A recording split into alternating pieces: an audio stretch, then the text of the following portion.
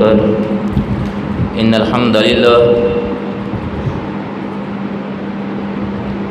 إن الحمد لله نحمده ونستعينه ونستغفره ونؤمن به ونتوكل عليه ونعوذ بالله من شرور أنفسنا من سيئات أعمالنا من يهده الله فلا مضل له ومن يضلله فلا هادي له ونشهد أن لا إله إلا الله ونشهد أن محمدا عبده ورسوله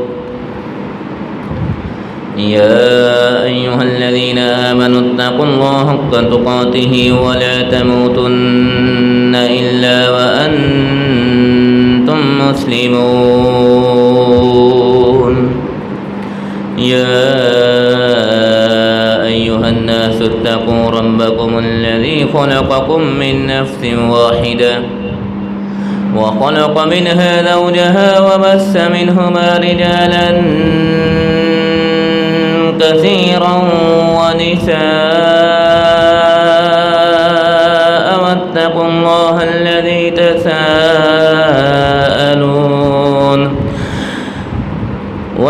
الله الذي تساءلون به والأرحام إن الله كان عليكم رقيبا يا أيها الذين آمنوا اتقوا الله وقولوا قولا سديدا يصلح لكم أعمالكم ويغفر لكم ذنوبكم ومن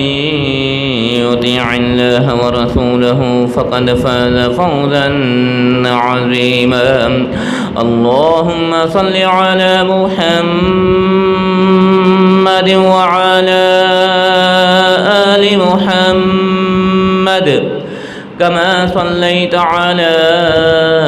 إبراهيم وعلى آل إبراهيم إنك حميد مجيد اللهم بارك على محمد وعلى آل محمد كما باركت على إبراهيم وعلى آل إبراهيم إنك حميد مجيد رب اشرح لي صدري ويسر لي أمري واحلل عقدة من لساني يفقه قولي اللهم رب زدنا علما رب زدنا علما رب زدنا علما أما بعد فإن خير الحديث كتاب الله فإن خير الهدي هدي محمد صلى الله عليه وسلم وشر الأمور محدثاتها وكل محدثة بدعة وكل بدعة ضلالة وكل ضلالة في النار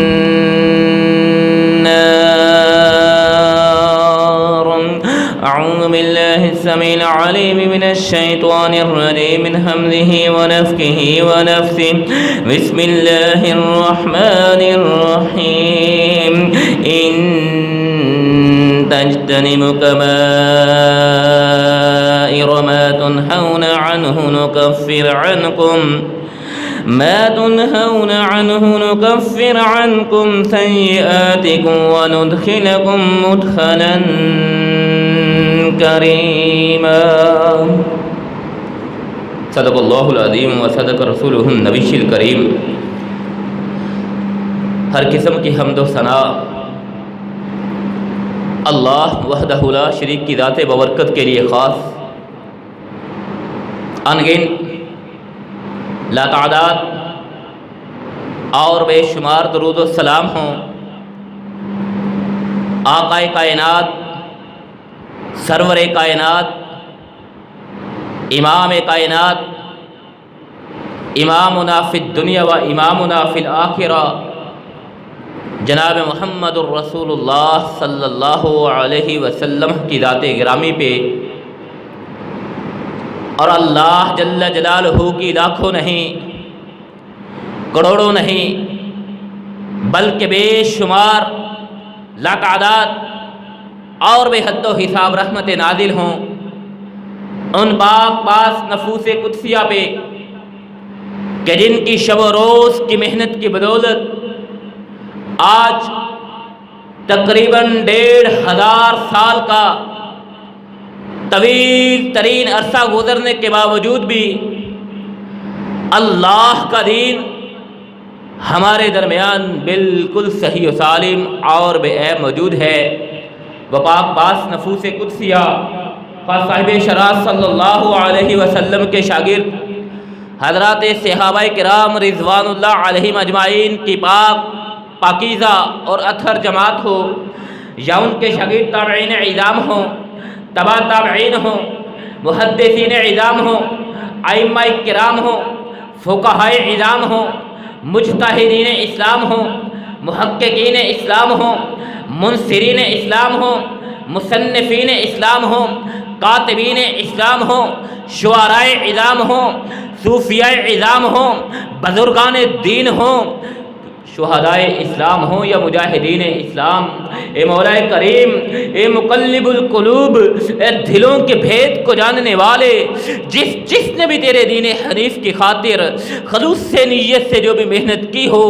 اس کی اس محنت و کاوش کو اپنی بارگاہ میں قبول و منظور فرماتے ہوئے ان کے لیے توشہ آخرت بنانے کے ساتھ ساتھ، ان کے لیے ذریعہ نجات بنانے کے ساتھ ساتھ ہم خاکساروں کو، ہم گناہگاروں کو، ہم سیاہکاروں کو ان کے نقشہ قدم پہ چلنے کی توفیق عطا فرما، آمین یا رب العالمین۔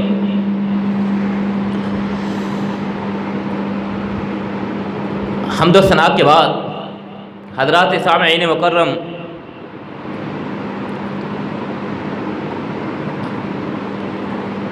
سورہ نساء کی آیت آپ نے سماعت فرمائی،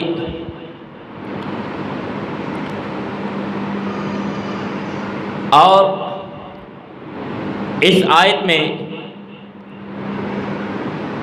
اللہ کا جو پیغام ہے اسے آپ ایک پیکج کی صورت میں دیکھ سکتے ہیں کہ اللہ ذوالجلال والاکرام نے زندگی بسر کرنے کا انداز بتلایا، اور اس کے ساتھ ساتھ اللہ نے اپنی رحمت سے، اپنی رحمت کا اظہار کرتے ہوئے ایک مخصوص قسم کی آفر اہل ایمان کو عطا فرمائی، اور فرمایا کہ تمہاری زندگی کا مقصد وما خلقت الجن والانس الا لیعبدون، کہ زندگی کا مقصد صرف اور صرف اللہ کی بندگی اور عبادت کرنا ہے۔ حضرات، اب زندگی یہاں پہ بسر کرنی ہے، اللہ ذوالجلال والاکرام نے ایک مقصد بھی بتلا دیا، ایک نصب العین بھی بتلا دیا، اور اس کے مطابق چلنے کا انداز و طریقہ سرور کائنات علیہ الصلاۃ والسلام کی سیرت طیبہ، آپ علیہ الصلاۃ والسلام کی حیات مبارکہ کی صورت میں ہمارے سامنے بھی رکھ دیا، اور اس کے بعد ہمیں پورے کے پورا اختیار دے دیا گیا کہ اب جیسی چاہو تم زندگی بسر کر سکتے ہو، جس انداز میں چاہو تم جی سکتے ہو، جس ڈگر پہ چاہو تم چل سکتے ہو، جس طریقے پہ چاہو تم اپنا سکتے ہو، تمہاری مرضی ہے، تمہاری منشا ہے، تمہاری خوشی ہے۔ تمہیں شعور کی نعمت سے مالا مال فرمایا، تمہیں تعقل کی نعمت سے مالا مال فرمایا، تمہیں حق اور سچ میں تمیز کرنے کی نعمت سے مالا مال فرمایا، تمہیں باطل اور حق میں پہچان کرنے کی صلاحیت سے مالا مال فرمایا، اور اس کے بعد اللہ ذوالجلال والاکرام نے ایک مکمل ضابطہ حیات ہمارے سامنے رکھتے ہوئے اب ہمیں اختیار دے دیا، تم چاہو جس مرضی انداز میں زندگی بسر کر سکو، لیکن اگر ہماری مرضی سے جینا ہے، اگر ہماری منشا سے زندگی بسر کرنی ہے، پھر ہمارا انداز یہ ہے، پھر تمہیں کائنات میں اس انداز میں زندگی بسر کرنا ہوگی، پھر تمہیں کائنات میں اس ضابطہ حیات کو اپنانا ہوگا۔ وہ کون سا ضابطہ حیات ہے؟ وہی کہ الیوم اکملت لکم دینکم، الیوم اکملت لکم دینکم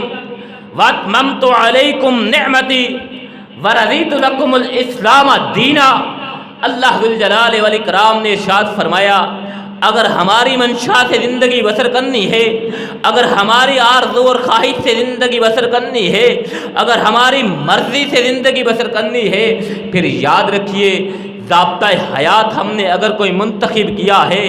انداز زندگی، طرز زندگی اگر کوئی ہم نے منتخب کیا ہے، وَرَضِيتُ لَكُمُ الْإِسْلَامَ دِينًا، وہ صرف اور صرف دین اسلام ہے۔ دین اسلام کو ہم نے بطور ضابطہ حیات تمہارے لیے منتخب اور پسند فرما لیا ہے۔ دین اسلام کی یہ قیود ہے، دین اسلام کی یہ حدود ہے، دین اسلام کے یہ ضوابط ہے۔ تم ان حدود و قیود میں رہتے ہوئے، ان ضوابط کی، ان اصولوں کی پاس جاری کرتے ہوئے زندگی بسر کرو گے، پھر اللہ ذوالجلال والاکرام کا تم سے وعدہ ہے، تمہیں ایسی بہشتوں میں داخل فرمایا جائے گا، تمہیں ایسی جنتوں میں داخل کیا جائے گا کہ جس کے متعلق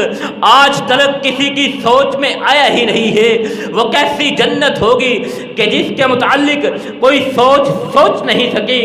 جسے نہ کسی آنکھ نے آج تک دیکھا ہے، جسے کسی کان نے آج تک اس کے بارے میں سنا ہے۔ وہ کیسی جنت ہے؟ اللہ ذوالجلال والاکرام کی قدرت کی، اللہ ذوالجلال والاکرام کی، اللہ ذوالجلال والاکرام کی قدرت کے مطابق اللہ ذوالجلال والاکرام نے جس طرح کی وہ پیدا فرمائی ہے، کائنات میں اس کی نظیر نہیں ملتی۔ اس جنت میں اللہ ذوالجلال والاکرام اہل ایمان کو داخل فرمائیں گے، اور اس کے ساتھ ساتھ اللہ ذوالجلال والاکرام نے اہل ایمان کو یہ ایک اور آفر عطا فرمائی، ایک اور پیکج دیا، اور وہ کیا ہے کہ ان تجتنبوا کبائر ما تنہون عنہ نکفر عنکم سیئاتکم وندخلکم مدخلا کریما۔ فرمایا لوگو ان تجتنبوا کبائر ما تنہون عنہ، اگر تم ان کبیرہ گناہوں سے بچتے رہو گے، اگر تم ان بڑے گناہوں سے بچو گے، ما تنہون عنہ، جس سے ہم نے تمہیں منع کر رکھا ہے، جن گناہوں سے، جن امور سے، جن عوامل سے تمہیں روک رکھا ہے، ان سے تم رک جاؤ گے، نکفر عنکم سیئاتکم، ہم تمہارے گناہوں کو معاف فرما دیں گے، وندخلکم مدخلا کریما، اور تم عزت و بزرگی کے مقام میں، تمہیں عزت و عظمت کے مقام میں داخل فرمائیں گے، تمہیں اپنی بہشتوں کا مہمان بنائیں گے، تمہیں اپنی جنتوں کا مہمان بنائیں گے۔ حضرات، دین اسلام جو ایک مکمل ضابطہ حیات ہے، دین اسلام جو ایک مکمل طرز زندگی ہے، دین اسلام جو ایک مکمل ضابطہ حیات ہونے کے ساتھ ساتھ دین فطرت بھی ہے، فطرت کے تقاضوں کے عین مطابق ہے، جو انسانی ضروریات پہ بھی جو انسانی ضروریات کو بھی پیش نظر رکھتا ہے، جو انسانی احساسات کو بھی مد نظر رکھتا ہے، جو انسانی ضروریات کا بھی حیا کرتا ہے، جو انسانی خواہشات کا بھی احترام کرتا ہے، اللہ ذوالجلال والاکرام نے ایسا ضابطہ حیات میں عطا فرمایا، اور اس کی ایک حدود و قیود مقرر فرما دی، اس کے کچھ اصول و ضوابط مقرر فرما دیے، اس کی حدود مقرر فرما دی، اور اللہ ذوالجلال والاکرام نے ارشاد فرمایا تمہیں دین کو اپنانے میں، دین اسلام میں داخل को होने में तुम पे किसी किस्म का कोई जबर नहीं है, तुम पे किसी किस्म की कोई ज़बरदस्ती नहीं है, तुम्हें किसी किस्म का कोई मजबूर नहीं कर सकता कि तुम दीन इस्लाम ही को अपनाओ, दीन इस्लाम ही के मुताबिक ज़िंदगी बसर करो। ला इकराहा फिद्दीन, दीन इस्लाम में किसी किस्म का कोई जबर नहीं है। जब खुला रास्ता है, तुम्हारी मर्जी है, तुम्हारी मंशा है, तुम्हारी खुशी है, तुम्हारी आरज़ू है, दीन इस्लाम में आना चाहो, दीन इस्लाम के दरवाजे तुम्हारे लिए खुले हैं। लेकिन अगर दीन इस्लाम में आ जाते हो, दीन इस्लाम को अपना लेते हो, दीन इस्लाम में दाखिल हो जाते हो, फिर अल्लाह जुल जलाल वल इकराम का तुमसे ये मुतालबा है, अल्लाह जुल जलाल वल इकराम तुमसे ये चाहते हैं, या अय्युहल्लज़ीना आमनू, या अय्युहल्लज़ीना आमनू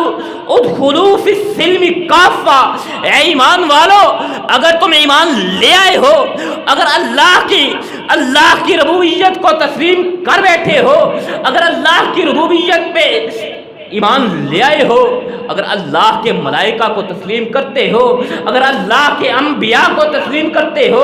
अगर रोज़े जला को मानते हो, अगर क़यामत के दिन को मानते हो,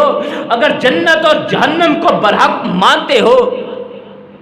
फिर क्या है तुमसे हमारा मुतालबा अब ये है,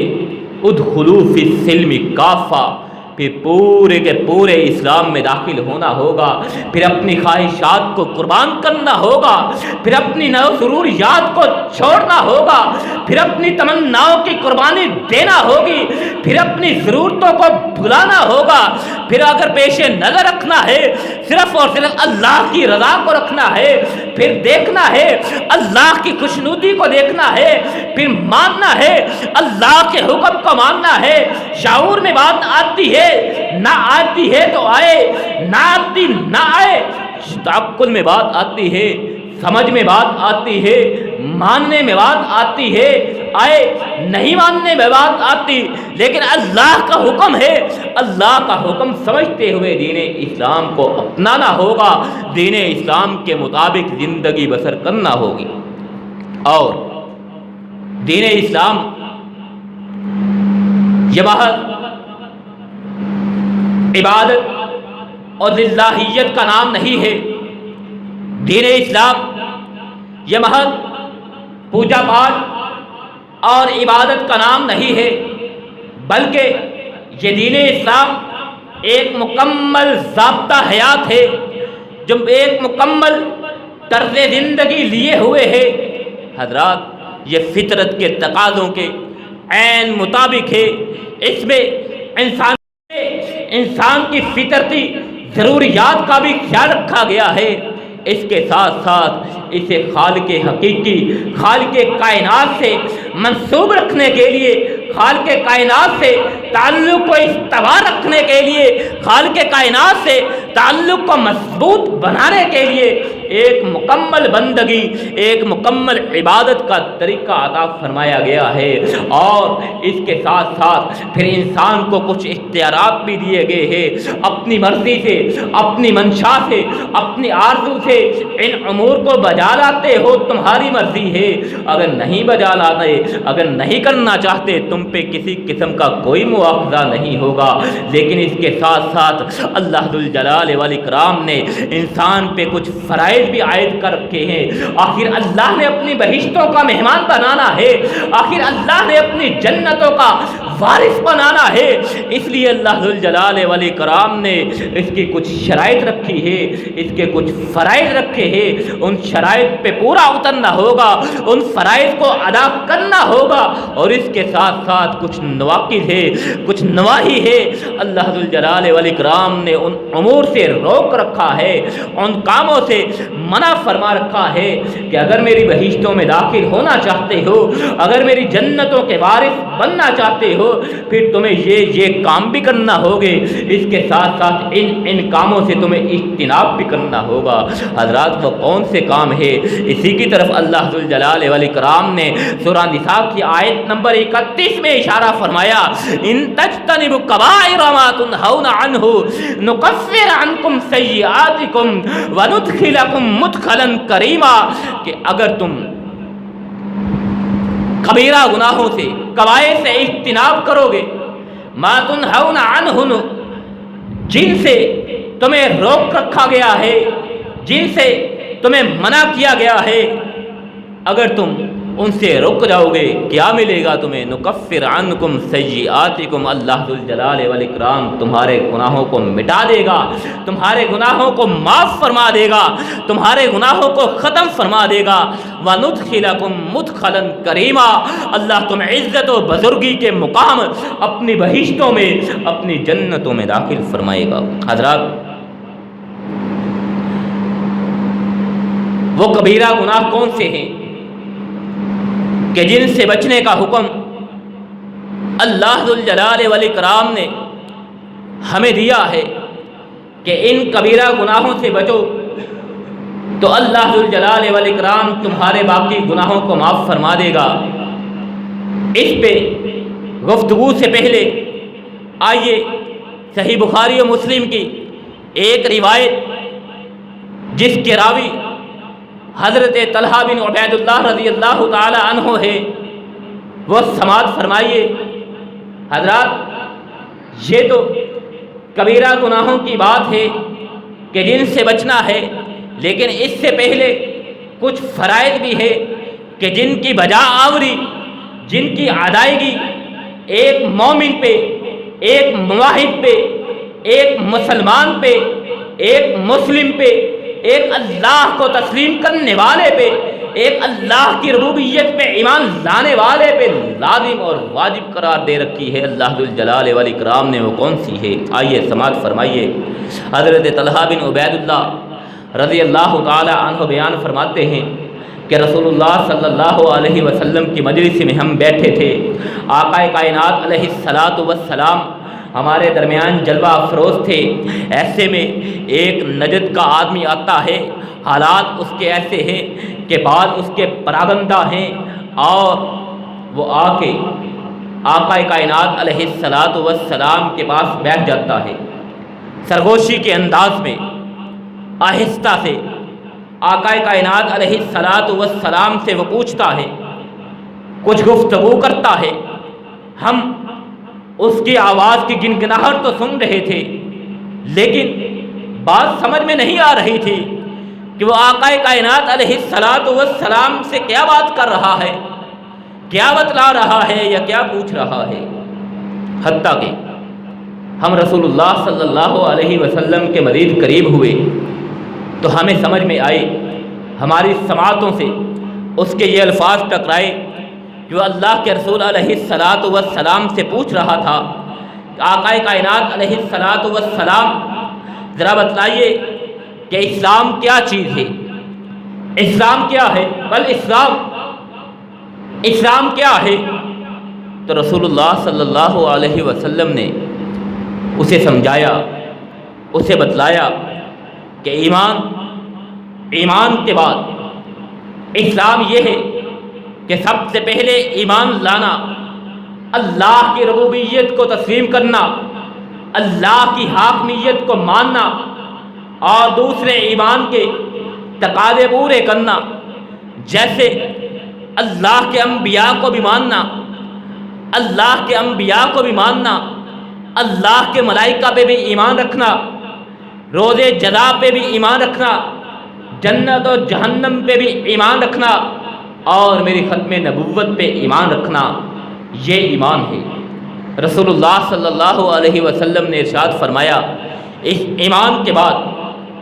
دن اور رات میں اسلام یہ ہے کہ ایمان کے بعد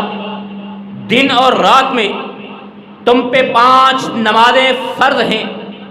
تمہیں 5 نمازیں ادا کرنا ہوں گی۔ اگر اسلام میں رہنا ہے، اسلام میں داخل ہونا ہے، اگر اپنے آپ کو مسلم کہلانا ہے، پھر تمہیں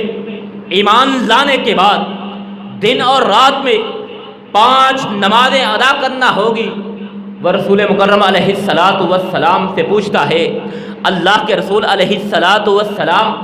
کیا ان 5 نمازوں کے علاوہ بھی مجھ پہ کوئی نماز فرض ہے؟ کیا ان 5 نمازوں کے علاوہ بھی میں نے کوئی نماز ادا کرنی ہے؟ آقا کائنات علیہ الصلاۃ والسلام نے کمال کا جواب دیا۔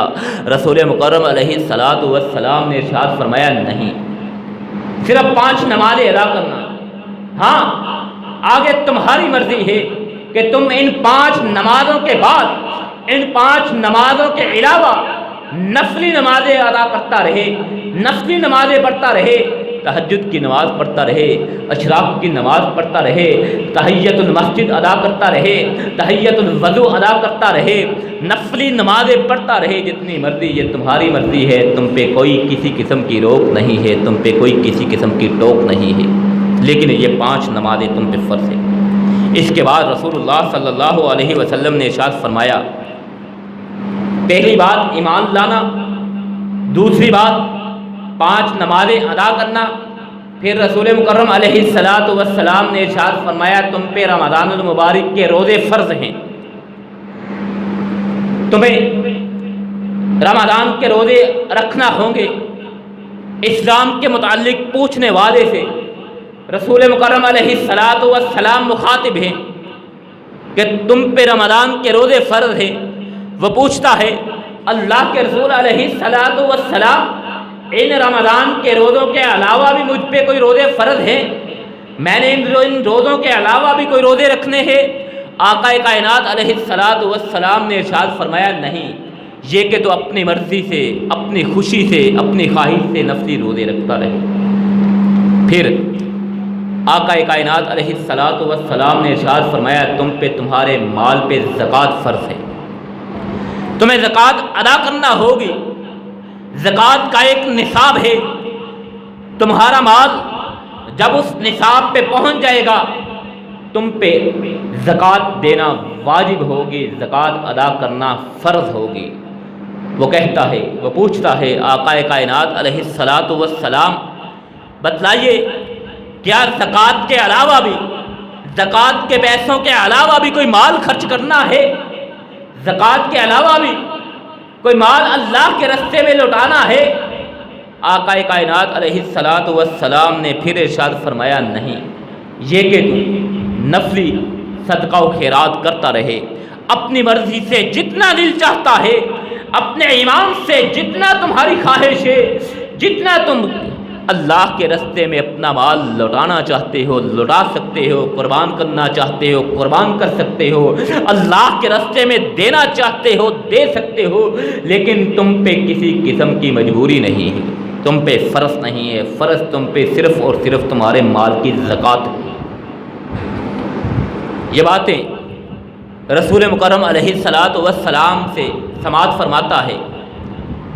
اتنی مختصر سی یہ ملاقات اس کی، اور پھر اٹھ کھڑا ہوتا ہے اور چل دیتا ہے، لیکن جاتے جاتے وہ آقا کائنات علیہ الصلاۃ والسلام کو یہ کہہ جاتا ہے کہ اللہ کی قسم ہے، مجھے اللہ کی قسم ہے کہ میں ان چیزوں سے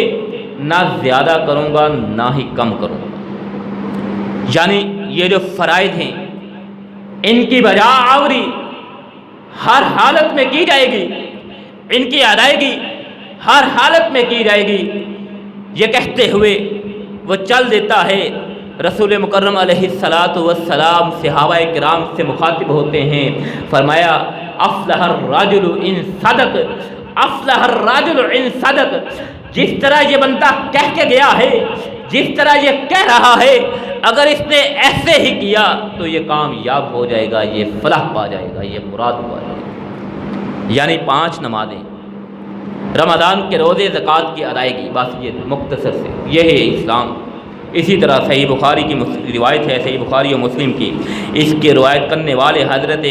ابو ہریرہ رضی اللہ تعالی عنہ ہے۔ وہ کہتے ہیں کہ رسول مکرم علیہ الصلاۃ والسلام کے پاس ایک دیہاتی آدمی آتا ہے، دور دراز کا سفر کر کے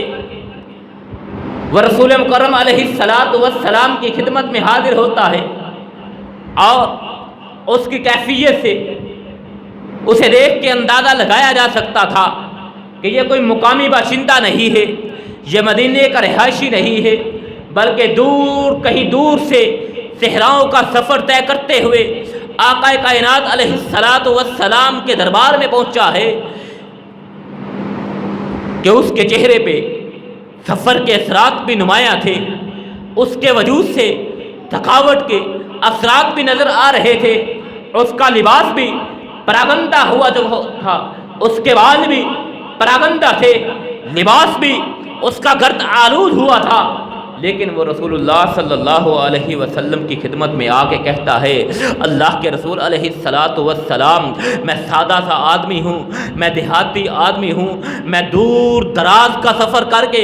آپ کی خدمت میں آیا ہوں، میرے پاس اتنے وسائل نہیں ہے، نہ میرے پاس اتنا وقت ہے کہ میں آپ کے پاس رہ کے دین اسلام کو سیکھ سکوں، دین اسلام کو سمجھ سکوں، اس لیے مجھے مختصر سا کوئی ایسا عمل بتلا دیجئے، مجھے مختصر سا کوئی ایسا عمل بتلا دیجئے کہ جس کے کرنے کی بدولت اللہ ذوالجلال والاکرام مجھے اپنی جنتوں میں داخل فرما دے۔ رسول مکرم علیہ السلام نے ارشاد فرمایا، اللہ کی عبادت کرنا، اللہ کی بندگی کرنا، اللہ کے ساتھ کسی کو شریک نہ ٹھہرانا، اور اس کے علاوہ فرض نماز پڑھتے رہنا، جو زکوٰۃ تم پہ فرض ہو چکی ہے وہ ادا کرتے رہنا، رمضان المبارک تمہاری زندگی میں آئے اس کے روزے رکھ لینا، یہ مختصر سے امور تم کر لینا، اللہ ذوالجلال والاکرام تمہیں اپنی جنتوں کا وارث بنا دے گا۔ یعنی اللہ کی بندگی، اللہ کی عبادت کرنی ہے اور اللہ کے ساتھ کسی کو شریک نہیں ٹھہرانا، 5 نمازوں کی ادائیگی ہے، زکوٰۃ کی ادائیگی ہے، اور اس کے ساتھ ساتھ رمضان المبارک کے روزے ہیں، یہ مختصر سے اعمال اللہ کے رسول علیہ السلام نے ارشاد فرمائے اسے یہ ادا کرتے رہنا، اللہ ذوالجلال والاکرام تمہیں کامیاب فرما دے گا۔ وہ یہ بات سنتا ہے، وہ بھی اٹھ کھڑا ہوتا ہے، وہ بھی جاتے ہوئے یہی الفاظ کہتا ہے، اسی قسم کے الفاظ کہتا ہے، قسم اٹھاتے ہوئے کہ اللہ کی قسم ہے میں نہ ان سے زیادہ کروں گا نہ میں کم کروں گا، یہ کہتے ہوئے وہ چل دیتا ہے۔ رسول مکرم علیہ السلام نے ارشاد فرمایا، صحابہ کرام رضوان اللہ علیہم اجمعین کو مخاطب فرمایا من سرہ این ینظر الی رجل من اہل الجنہ فلینظر الی ھذا، فرمایا من سرہ این ینظر الی رجل من اہل الجنہ، جو یہ چاہتا ہو تم میں سے، جو یہ چاہتا ہو کہ کسی جنتی انسان کو دیکھے، فلینظر الی ھذا، تو پھر اس جاتے ہوئے انسان کی طرف دیکھ لے، یہ جنتی انسان۔ حضرات، یہ 2 واقعات، یہ 2 احادیث، ان میں 2 لوگ آقا کائنات علیہ السلام کے دربار میں آتے ہیں، آپ کی خدمت میں حاضر ہوتے ہیں، اسلام کے متعلق پوچھتے ہیں کہ آج ہم نے یہ سمجھ رکھا ہے کہ اسلام پہ عمل کرنا بہت مشکل ہے، آج مادیت کا دور ہے، آج نفسا نفسی کا دور ہے، آج زندگی اتنی تیز تر ہو کے رہ چکی ہے کہ انسان کو اپنے آپ کے لیے بھی وقت نکالنے کی فرصت نہیں ہے، کسی اور کو انسان نے اپنا آپ کیا دینا، اپنا وقت کیا دینا ہے، کسی اور کے لیے انسان نے کچھ کیا کرنا ہے، انسان کو اپنے لیے بھی فرصت نہیں ہے، اپنے وجود کو آرام دینے کی بھی، اتنی نفسا نفسی کا عالم ہے، اتنی مادیت کا عالم ہے، اتنی زندگی تیز سے تیز تر ہو چکی ہے، اس عالم میں دین اسلام کے مطابق زندگی بسر کرنا نہایت ہی مشکل ہے، دین اسلام پہ چلنا نہایت ہی دشوار ہے، دین اسلام پہ چلنے کی ذمہ داری صرف مخصوص لوگوں کی ہے، دین اسلام کے مطابق صرف علماء ہی چل سکتے ہیں، دین اسلام کے مطابق صرف دین کے طلباء ہی چل سکتے ہیں، دین اسلام کے مطابق زندگی بسر صرف دین کے پرچار کرنے والے ہی کر سکتے ہیں، عام دنیا دار لوگ دین کے مطابق زندگی بسر نہیں کر سکتے۔ حضرات، یہ کیسی سوچ ہے، یہ کیسا نظریہ ہے، یہ ہم کس غلط فہمی میں ہے۔ آقا کائنات علیہ السلام نے 2 لوگوں کو یہی بتلایا، مختصر سا دین اسلام سمجھایا۔ آج کہا جاتا ہے قرآن مجید کو پڑھنا، قرآن مجید کو سمجھنا، قرآن مجید پہ عمل کرنا نہایت ہی دشوار ہے، اس لیے اسے کھولنے کی ہم زحمت نہیں کرتے، اس لیے اسے ہم غلاف میں لپیٹ کے اونچی الماری میں رکھ دیتے ہیں، اس لیے اسے ہم احترام کے ساتھ، عقیدت کے ساتھ دیکھتے ہیں، اٹھاتے ہیں، چومتے ہیں، آنکھوں سے لگاتے ہیں، ہونٹوں سے لگاتے ہیں، اپنی عقیدت کا اس کتاب سے اظہار کرتے ہیں، اور پھر اسے غلاف میں لپیٹتے ہوئے ہم اونچی الماری میں رکھ دیتے ہیں، کھول کے دیکھنا گوارا نہیں کرتے کہ اس میں لکھا کیا ہے، اس کو نازل کرنے والے کا ہم سے مطالبہ کیا ہے، وہ کیا کہہ رہا ہے۔ حضرات، آج مادیت کے دور میں، آج نفسا نفسی کے دور میں یہ عالم ہے کہ ہم نے یہ سمجھ رکھا ہے کہ دین اسلام کے مطابق زندگی بسر کرنے کے لیے ہمیں اپنی زندگی کے معمولات کو چھوڑنا ہوگا، اپنی زندگی کے معمولات کو چھوڑ کے اللہ کی بندگی میں مشغول ہونا ہوگا، تبھی جا کے ہم دین اسلام کے مطابق زندگی بسر کر سکتے۔ حضرات، یہ غلط سوچ ہے، یہ ہم کسی دھوکے میں ہے، یہ شیطان کے ہم فریب میں مبتلا ہے۔ دین اسلام الدین نصیحہ، دین اسلام تو خیر خواہی کا دین ہے۔ الدین یسر، دین تو آسان ترین دین ہے۔ لا اکراہ فی الدین، دین اسلام پہ تو کسی قسم کا کسی پہ کوئی جبر نہیں ہے، کوئی زبردستی نہیں ہے، یہ آسان ترین دین ہے، یہ نصیحت بھرا دین ہے، یہ آسان دین ہے، یہ نصیحت آمیز دین ہے، یہ کوئی مشکل کام نہیں ہے۔ انسان قرآن کو کھول کے دیکھے تو صحیح، قرآن کو کھولنے کی زحمت تو کرے، قرآن کو پڑھنے کی کوشش تو کرے، قرآن کو سیکھنے کی کوشش تو کرے۔ اللہ ذوالجلال والاکرام اس کے لیے کیسے رستے کھولتا چلا جاتا ہے، انسان کے وہم و گمان میں بھی نہیں ہوتا۔ اور پھر جب انسان اس قرآن کے ساتھ، اللہ کے اس کلام کے ساتھ اپنا تعلق استوار کرتا ہے، اللہ ذوالجلال والاکرام اس سے اپنا تعلق استوار کر لیتے ہیں۔ پھر اللہ ذوالجلال والاکرام صرف اس کی ضروریات کا ہی نہیں بلکہ اس کی خواہشات کا بھی احترام کرتے ہیں۔ بات صرف اتنی ہے کہ ہمیں اس سوچ سے باہر نکلنا ہوگا، اس نظریے سے باہر نکلنا ہوگا کہ دین پہ چلنا کوئی معمولی کام نہیں ہے، دین کے مطابق زندگی بسر کرنا یہ ہمارے بس کی بات نہیں ہے، دین کے مطابق زندگی بسر کرنا یہ صرف اور صرف علماء کو زیب دیتا ہے، طلباء کا یہ کام ہے۔ حضرات، ایسی بات نہیں ہے، بلکہ آقا کائنات علیہ الصلاۃ والسلام نے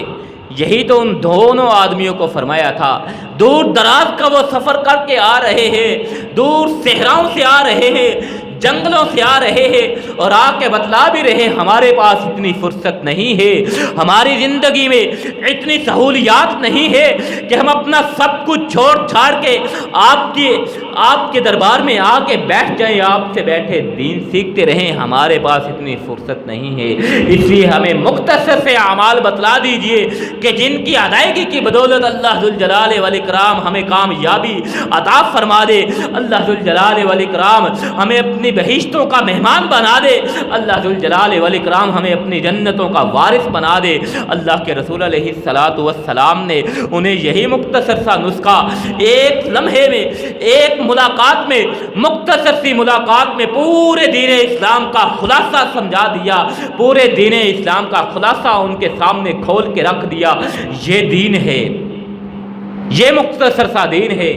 کہ فرض نمازوں کی ادائیگی ہے، مال اگر اللہ نے تمہیں دیا ہے، زکوٰۃ کے نصاب کو پہنچ گیا ہے، اللہ کے راستے میں وہ زکوٰۃ ادا کرنی ہے،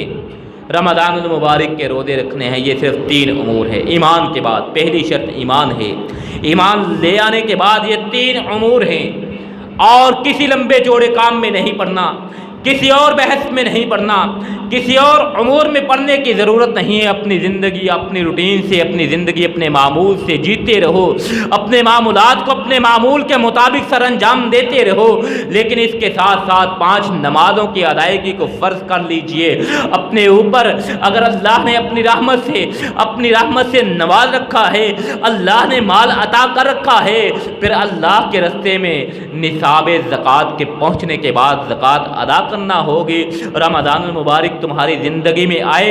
اپنی زندگی کے معمولات کو بھی عین ہی چلانا ہے۔ تمہیں اپنی رمضان کی بدولت، رمضان کی وجہ سے، اللہ کی بندگی کی خاطر، اللہ کی عبادت کی خاطر تمہیں اپنی زندگی کے معمولات کو چھوڑنے کی کوئی ضرورت نہیں ہے۔ اپنے معمولات بھی چلاتے رہنا، لیکن اللہ کے راستے میں، اللہ کے کہنے پہ، اللہ کے حکم پہ روزہ رکھ لینا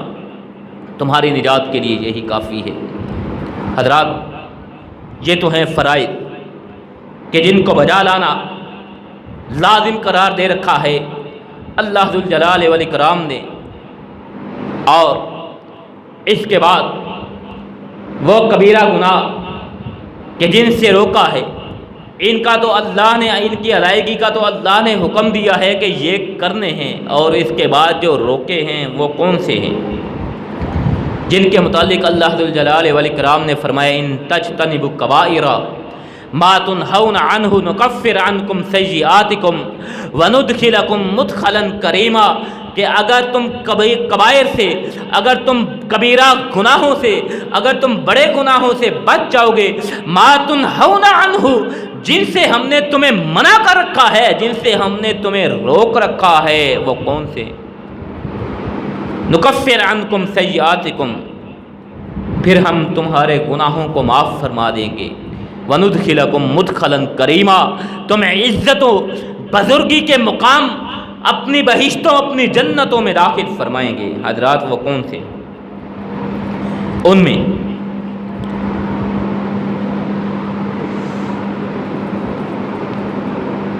رسول اللہ صلی اللہ علیہ وسلم نے ارشاد فرمایا الصلوات خمس، الصلوات خمس والجمعۃ الی الجمعہ ورمضان الی رمضان مکفرات ما بینہن اذا اجتنبت الکبائر، کہ اللہ ذوالجلال والاکرام کا فرمان ان تجتنبوا کبائر ما تنہون عنہ نکفر عنکم سیئاتکم وندخلکم مدخلا کریما۔ اسی کے پیش نظر آقا کائنات علیہ الصلاۃ والسلام ارشاد فرما رہے الصلوات خمس والجمعۃ الی الجمعہ، 5 نمازیں ایک جمعہ سے لے کر دوسرے جمعہ تک ادا کرنا، ورمضان الی رمضان، ایک رمضان سے لے کر دوسرے رمضان تک ادا کرنا، مکفرات ما بینہن، یہ انسان کے گناہوں کو مٹا دیتی ہے۔ اس دوران انسان کے جو بھی گناہ ہو مٹا دیے جاتے ہیں۔ اذا اجتنبت الکبائر، شرط یہ ہے کہ انسان کبیرہ گناہوں سے اجتناب کرے، کبیرہ گناہوں سے بچے، بڑے گناہوں سے بچے۔ حضرات، وہ بڑے گناہ کون سے ہیں؟ کبیرہ گناہ کون سے ہیں؟ سب سے پہلے تو ہمیں یہ دیکھنا چاہیے کہ کبیرہ گناہ کہا کسے جاتا ہے، بڑا گناہ کون سا ہے۔ حضرات، اس کی مختصر سی اور سادہ سی تعریف یہی ہے کہ وہ گناہ، وہ بڑا گناہ کہ جس پہ اللہ کی قائم کردہ حد نافذ ہوتی ہو، اور جس کے کرنے کی بدولت انسان پہ اللہ کی لعنت برستی ہو، اللہ کی پھٹکار پڑتی ہو، اسے کبیرہ گناہ کہا جاتا ہے، جس سے اللہ ذوالجلال والاکرام نے منع کر رکھا ہے، یعنی جس پہ اللہ کی حد نافذ ہوتی ہے۔ حدود اللہ کو توڑنا، اللہ کی حدود کو پامال کرنا، دین اسلام کی حدود و قیود سے باہر نکلنا، یہ کبیرہ گناہ جس پہ حد نافذ ہوتی ہے۔ اور ان میں سے نبی کریم علیہ الصلاۃ والسلام نے ارشاد فرمایا اجتنبوا سبع الموبقات، کہ لوگوں 7 ہلاک کر دینے والی بیماریوں سے بچ جاؤ، 7 ہلاک کر دینے والے گناہوں سے بچ جاؤ، یعنی کہ 7 گناہ، اور بھی بہت سے گناہ ہیں، لیکن ان میں یہ کبیرہ ترین گناہ ہیں، یہ بڑے گناہ ہیں، یہ عظیم ترین گناہ ہیں جو انسان کو تباہ و برباد کر کے رکھ چھوڑتے ہیں، جو انسان کو تباہ و برباد کر دیتے ہیں، جو انسان کو دنیا میں بھی ذلیل کرا کے رکھ دیتے ہیں، آخرت کا دردناک عذاب بھی انسان کا مقدر بن جاتا ہے ان گناہوں کی بدولت۔ ان میں کون سے گناہ ہیں؟ ان میں سب سے پہلی مختصر کرتے ہیں، باقی آئندہ جمعۃ المبارک میں گفتگو کریں گے۔ صرف پہلی بات، الاشراک باللہ، اللہ کے ساتھ شرک کرنا، یہ کبیرہ گناہ ہے۔ اللہ کے ساتھ شرک کرنا یہ کبیرہ ترین گناہ ہے کہ خالق کائنات ذوالجلال والاکرام نے ارشاد فرمایا، الذین آمنوا ولم یلبسوا ایمانہم بظلم اولئک لہم الامن وہم مہتدون۔ فرمایا الذین آمنوا، وہ لوگ جو ایمان لائے، ولم یلبسوا ایمانہم بظلم، اور اپنے ایمان میں ظلم کی آمیزش نہ کی، اپنے ایمان کے ساتھ ظلم کو نہ ملایا، اولئک لہم الامن، انہی کے لیے امن و سلامتی ہے، اولئک لہم الامن وہم مہتدون، اور وہی ہدایت یافتہ ہیں، وہی کامیاب لوگ ہوں گے۔ ایمان لانا ہے، ایمان کے ساتھ ظلم نہیں کرنا۔ حضرات، جب یہ آیت نازل ہوتی ہے، صحابہ کرام رضوان اللہ علیہم اجمعین یہ سنتے ہیں اور چونک اٹھتے ہیں، تڑپ اٹھتے ہیں، آقا کائنات علیہ السلام سے پوچھتے ہیں، سرور کائنات علیہ السلام، آپ تو معصوم عن الخطا ہیں، آپ کو تو اللہ نے گناہوں سے پاک پیدا فرمایا ہے، ہم تو گناہگار سے بندے ہیں، ظلم و زیادتی تو کسی نہ کسی پہ ہو ہی جاتی ہے، آخر زندگی ہوئی تو پھر ہمارا کیا بنے گا؟ اللہ کے رسول علیہ السلام نے ارشاد فرمایا، تم نے اللہ کے اس نیک بندے کا پیغام، تم نے اللہ کے اس نیک بندے کا فرمان نہیں سنا کہ جس نے کہا تھا، یا بنیا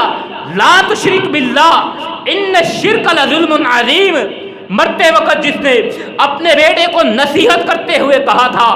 یا بنیا لا تشرک باللہ، بیٹا زندگی میں کبھی اللہ کے ساتھ شرک نہ کرنا، اللہ کے ساتھ کسی کو شریک نہ ٹھہرانا، اللہ کے ساتھ کسی قسم کا کوئی شرک نہ کرنا، کہ ان الشرک لظلم عظیم، بلا شبہ شرک عظیم ترین گناہ ہے، شرک ظلم عظیم ہے، کبیرہ ترین گناہ ہے۔ اسے ظلم عظیم کہا گیا ہے شرک کو،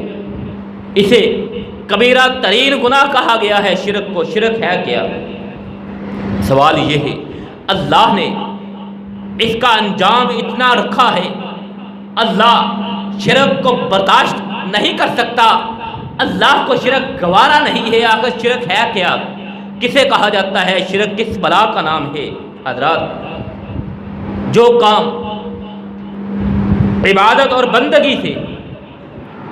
جو کام عبادت اور بندگی سے خاص خدا تعالی کا حق ہو، ان میں کسی اور کو حصہ دار ٹھہرانا، جو امور بندگی اور عبادت میں صرف اور صرف اللہ ذوالجلال والاکرام کا حق ہو، ان میں کسی اور کو حصہ دار ٹھہرانا، یہی شرک ہے۔ مثلا نماز ہم پڑھتے ہیں اللہ کے لیے، زکوٰۃ ادا کرتے ہیں اللہ کے لیے، روزے رکھتے ہیں اللہ کے لیے،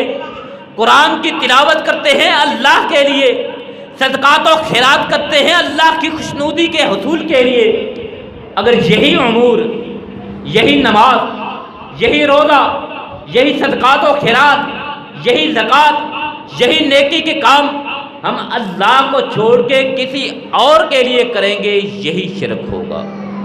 یعنی جو کام خاص اللہ کی ذات کو زیب دیتے ہیں، جو کام خاص اللہ کے لیے ہیں، ان میں اللہ کے ساتھ کسی اور کو شریک کرنا، مثلا ہم نماز، ہم روزہ، ہم سجدہ، ہم رکوع، ہم قیام کسی شجر کے لیے کریں، کسی حجر کے لیے کریں، کسی کے لیے بھی کریں، اللہ کو چھوڑ کے یا اللہ کے علاوہ یا اللہ کے ساتھ ساتھ اس کے لیے بھی کریں، یہی شرک ہوگا۔ اور ہمارے ہاں شرک کرنے والوں کی کئی ایک قسم ہیں. ان میں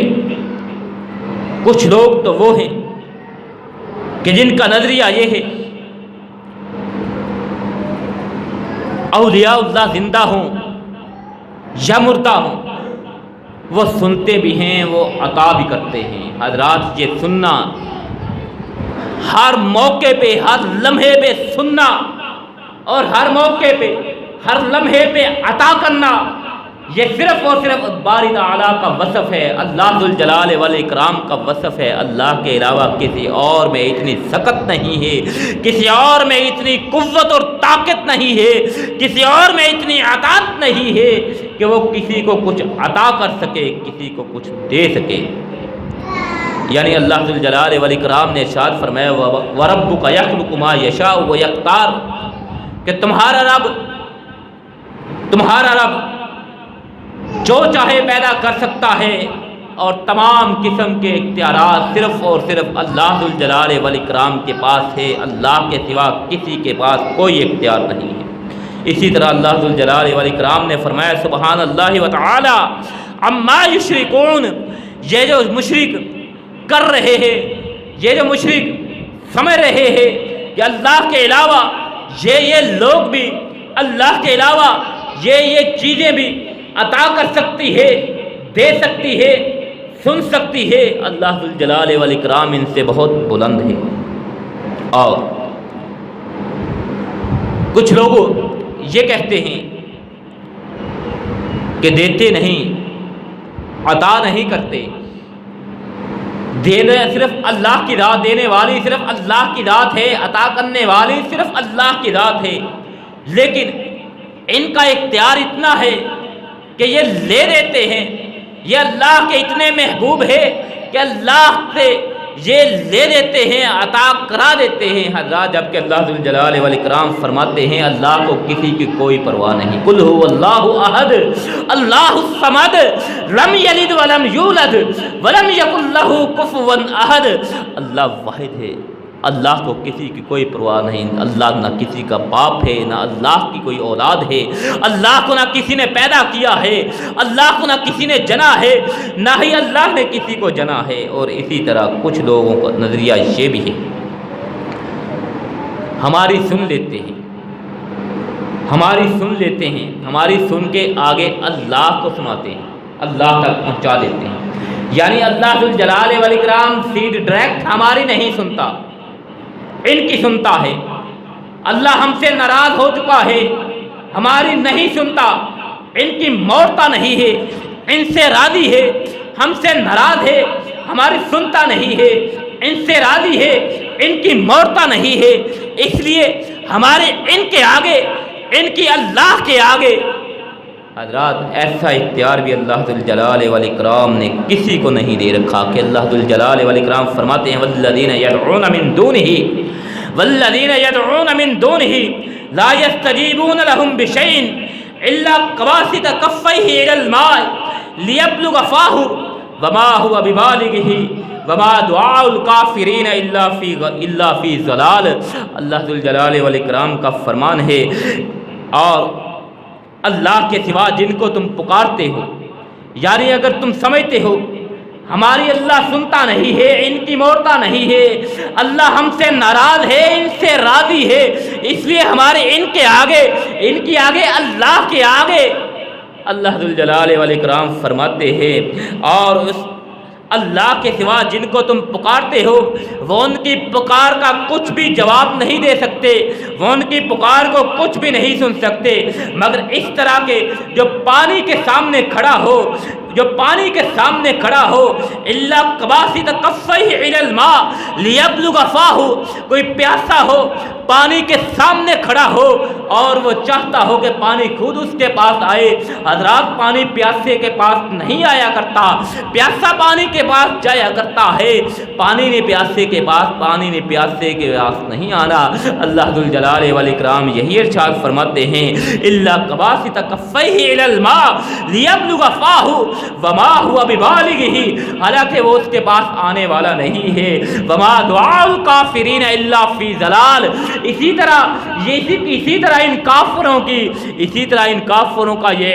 اعتقاد، ان کافروں کا یہ نظریہ، ان کافروں کا یہ عقیدہ یہ باطل ہے کہ اللہ ذوالجلال والاکرام کے سوا کوئی کسی کے کام نہیں آ سکتا، کوئی کسی کو عطا نہیں کر سکتا۔